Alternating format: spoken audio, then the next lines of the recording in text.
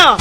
Wala akong nililihim sa'yo! Magsalita ka, Masong! Sino yun? Umamin ka! Ngayon, alam mo na, kaya manahimik ka na! Di magsimba ka lang sana mag-isa. Kaarawan ng ating anak ngayon. Gusto ko lang sana kayong imbitahan sa nalalapit na karawan ni Brian. Kung sabihin mo, hindi kita isasama. Simula nung kinuha ka ng Diyos sa akin. Hindi ako tunay na anak ni Papa. Papa.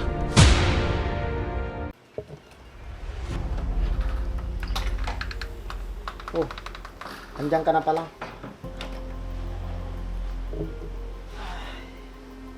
Kakapagod.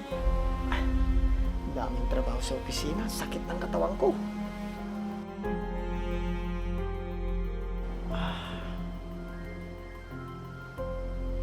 Oh, ba't ganyan ka makatingin? Parang may nagawa akong kasalanan ah. Talagang meron. Anong nagawa kong kasalanan sa'yo? Huwag mo akong simulan. Pagod ako sa trabaho. Masong, sino yung tumawag sa'yo ng tatay kanina, ha? Tay! Tinawag si Masong na tatay? Sino ba yun? Hindi ko tuloy makita. Hinarangan kasi ni paring JR.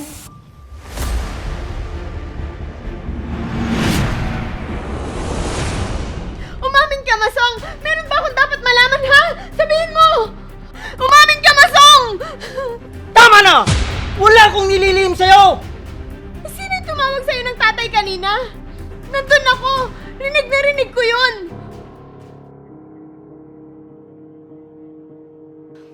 Magsalita ka, Masong! Sino yun? Umamin ka! Si Sir Brian yun, yung tumawag sa akin ng tatay kanina. Ano? Masaya ka na? Imposible. Anak siya ng boss nyo. At bakit ka naman yung tatawaging tatay? Sinong niloko mo, ha? Hindi kita niloloko. Naalala mo, nung sinundan mo ako? Nung nagdala ako ng baon para sa kanya. Nahiya siyang asikasuhin ko siya. Kaya sinabi ko sa kanya na tawagin niya akong tatay para hindi siya mailang sa akin. Hindi ko alam kung maniniwala ako sa mga sinabi mo. Kung hindi ka naniniwala, halika para siya magpaliwanag sa'yo. Hindi na kailangan. Paniniwala ka rin pala eh. Ang dami mo pang sinasabi. Eh kung pinakilala mo sana ako nung nandun tayo sa bahay nila na ganun ang setup nyo, eh di sana walang ganito. So kasalanan ko pa ngayon. Eh ano pa nga ba? Tumulong na nga ako. Ako bang masama? Anong klase ka? Yan kasi ang ugali mo. Sarili mo lang iniisip mo. Wala kang pakialam sa mga kasama mo sa buhay. Tumahimik ka na. Ngayon, alam mo na. Kaya manahimik ka na.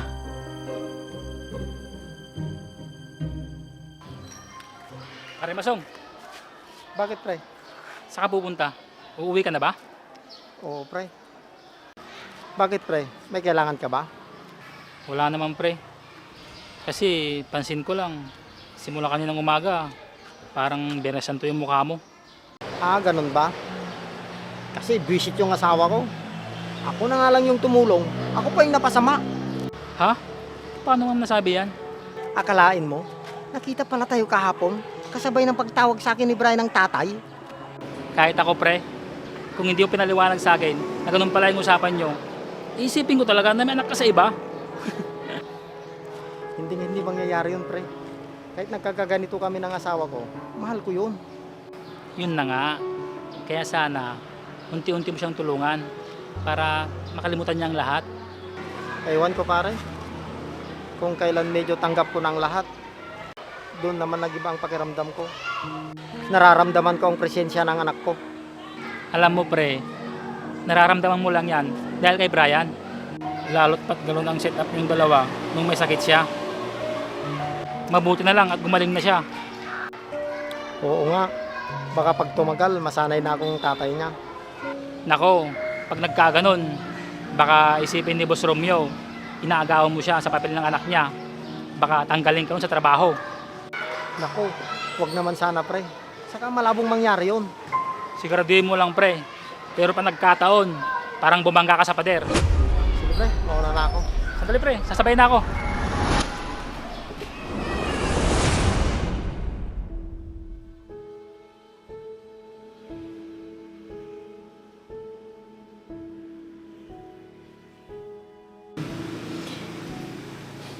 Maligayang kaarawan, anak ko.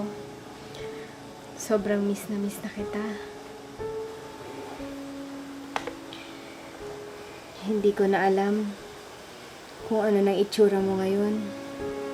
Siguro, napakatangkad mo at gwapo, kagaya ng tatay mo. Kailan kaya kita muling makikita, anak? Gustong-gusto na kitang yakapin. Alam mo, anak, pupuntahan ko ang tatay mo ngayon para sabay kami magsimba. Ipapanalangin namin na magkakasama-sama tayo ulit. Mahal na mahal ka namin, anak.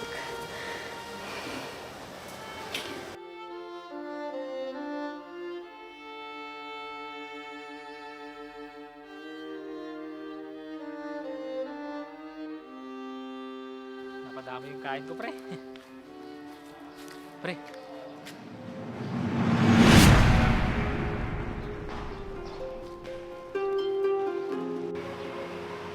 Ano na naman ang ginagawa niya dito? Pare, muna na ako. Parang hindi na maganda yung aura mo. Sige, pre. Pare. Masong, pauwi ka na ba? Oo. Ba't nandito ka na naman? Manggugulo ka na naman dito? Hindi, Masong. Nandito ako kasi... Kasi ano? Ipapahiya mo na naman ako sa mga kasamahan ko? Hindi, Masong. Nandito ako dahil... Yun lang naman kasi ang alam mo. Kung bakit nandito ka. Ano ba, Masong? Nasasaktan ako!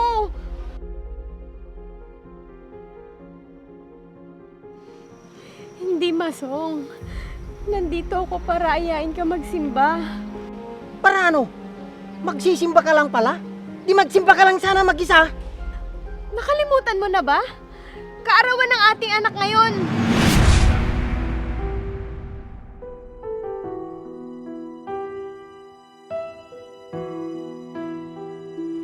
Ano?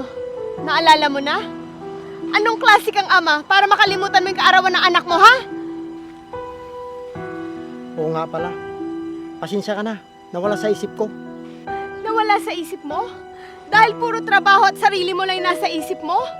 O nawala sa isip mo dahil kinalimutan mo na may anak ka? Hindi, Ruby. Sadyang nakalimutan ko lang. Sa dami ng trabaho at iniisip ko. Diyos ko, patawarin niyo sana ako. At patawarin rin sana ako ng anak ko. Hindi ko sinasadyang mawala sa isip ko ang kaarawan ng anak ko. Alam niyo kung gaano din ako nangungulila sa kanya. Hindi ko lang pinapakita sa asawa ko dahil ayokong mas panghinaan siya ng loob. Ano? Sasama ka ba o hindi? Oo, sasama ako. Gusto ko rin hilingin sa Panginoon na sana nasa maayos na kalagayan ng anak natin kung nasan man siya naroroon. Mabuti naman kung ganon.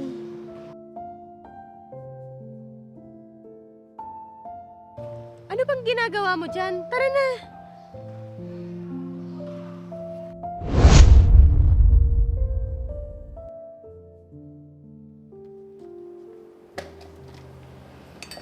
Kailangan maaga ko ngayon.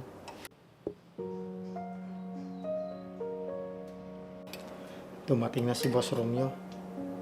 Tsak bibisita yan sa opisina.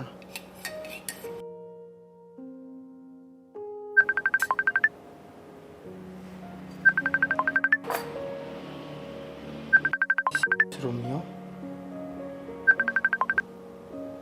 Boss, magandang umaga po. Hello, Masong. Magandang umaga din. Nasa opisina ka na ba? Papunta pa lang po. Bakit po? Wala naman. May gusto lang sana akong sabihin sa'yo. Ano po yun, boss? May problema ba? Ano kayang sasabihin ng boss niya? Wala, Masong. Gusto ko lang sana kayong imbitahan sa nalalapit na karawan ni Brian. Magkakaroon kasi ng simpleng salo-salo dito sa bahay. Ayaw kasi ng anak ko ng maingay, magulo at magarbong handaan. Kaya tayo-tayo na lang doon sa pisina. Gusto ko sanang isama mo yung asawa mo. Gusto ko siya makilala. Tatawagan ko lang si JR at ang mga ibang kasamahan nyo. Sige boss, wala pong problema.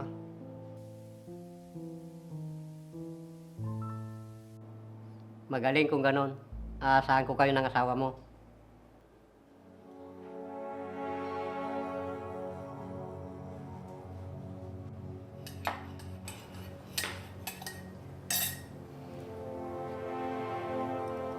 Huwag ka mag-alala. Kahit hindi mo ako isama, ayos lang ako. Ayoko kasing isipin mo na baka ipahiya kita doon at pagtawanan ka nila. Kaya ayos lang kahit hindi mo ako isama. Mabuti naman alam mo. Kung matino ka lang sana, di hindi ganito. Alam ko naman, simulat sa pool, never mo kaming sinama ng anak mo pag may party kayo sa opisina. Huwag ka mag-alala. Sanay na akong iniiwan mo at binabaliwala pagdating sa mga ganyan. Huwag kang magdrama dyan. Hindi bagay sa'yo. Hindi ako nagdadrama. Totoo lang yung mga sinasabi ko. Bakit? Nasasaktan ka ba sa mga naririnig mo? Kahit anong sabihin mo, hindi kita isasama.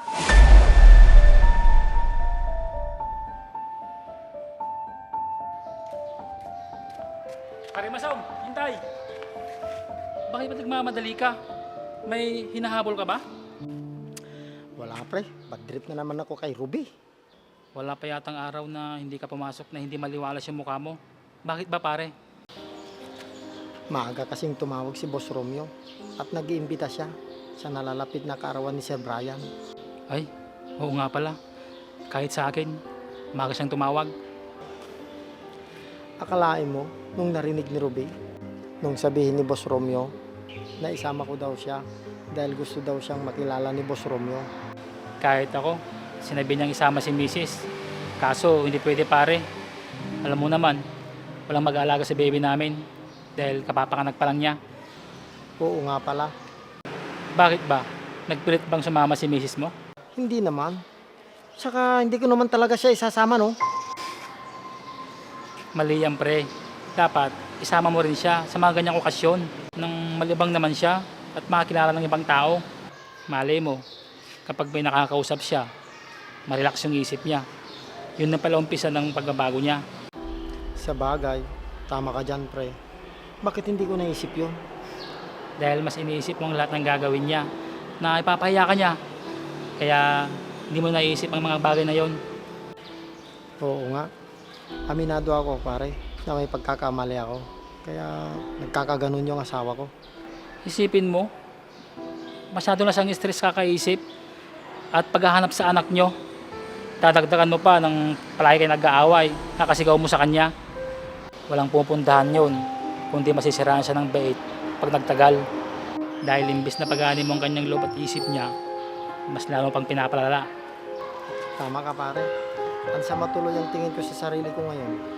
Kaya mamaya pag uwi mo, sabihin mo sa kanya, isasama mo siya doon para patuwa naman siya. Tama ka pare. Maraming salamat talaga pare ah. Buti na lang nandyan ka para pagsabihan ako. Wala yun pare. Tara!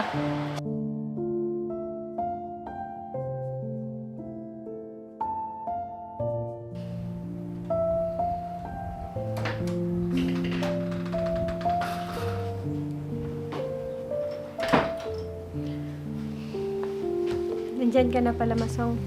Sandali lang at ipaghanda kita na makakain. Ah, yung tungkol pala sa sinabi ni Boss Romeo kaninang umaga. Huwag ka mag-alala. Sinabi ko naman sa'yo na hindi ako Isasama kita. isasama mo ko. Hindi ako naniniwala sa'yo, Masong. Kilala kita. Totoo ang sinasabi ko, Ruby. Isasama talaga kita. Sigurado ka? Huwag na. Baka isipin mo kasi Isasama kita. Narinig mo? Hindi lang sa sinabi ni boss, kundi dahil gusto ko.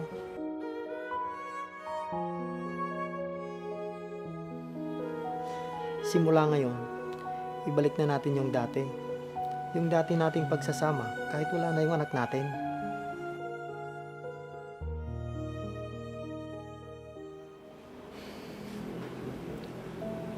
Napag-isip-isip ko kasi na baka kaya hindi natin nakikita ang anak natin kasi puro tayo away at sisihan.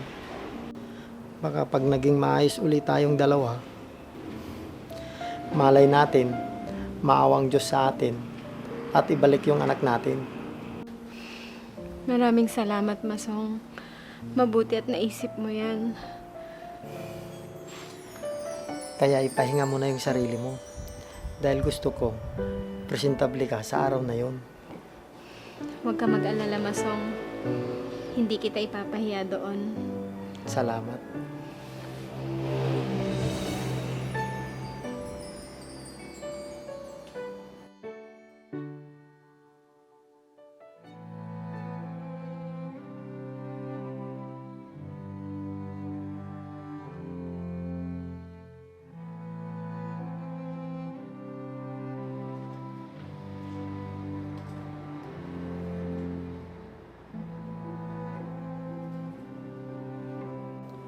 Maligayang kaarawan, anak ko. Anak ko? Ibig sabihin, may kapatid ako? 20 taon nang nakalipas, anak. Simula nung iwanan mo si Papa. 20 taon? Kung magkapatid kami, bakit magkasing edad kami? Hindi kaya may kakambal ako? Pero kung kakambal ko siya, bakit hindi kami pareho ng kaarawan? Hintayin mo ako, anak. Nadalawin ka ni Papa.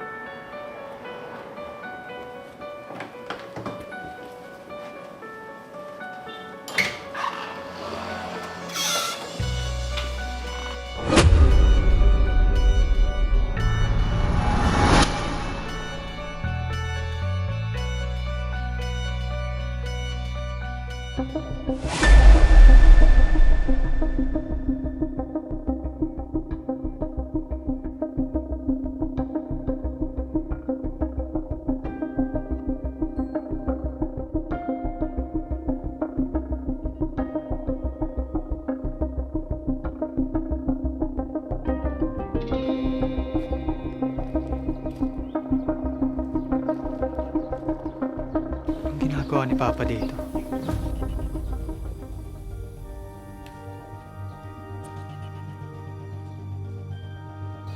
Yung dinadalaw ni Papa dito. Tsaka bakit di niya sinabi sa akin na may kapatid pala ako? Sa anong dahilan?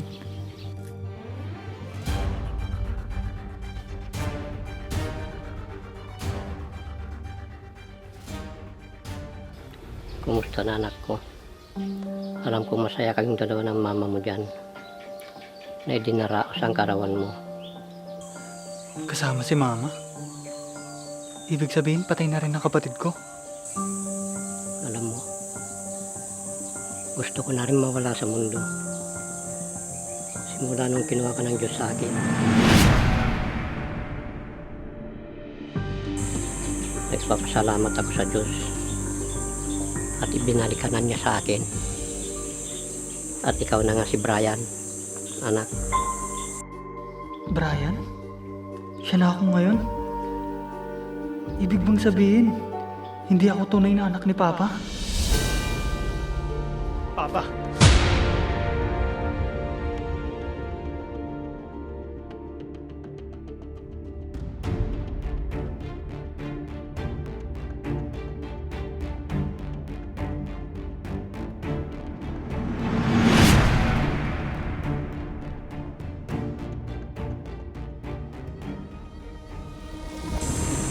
Anak, pakiusap.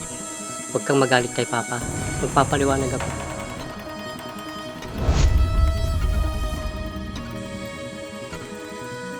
Brian! Brian, anak!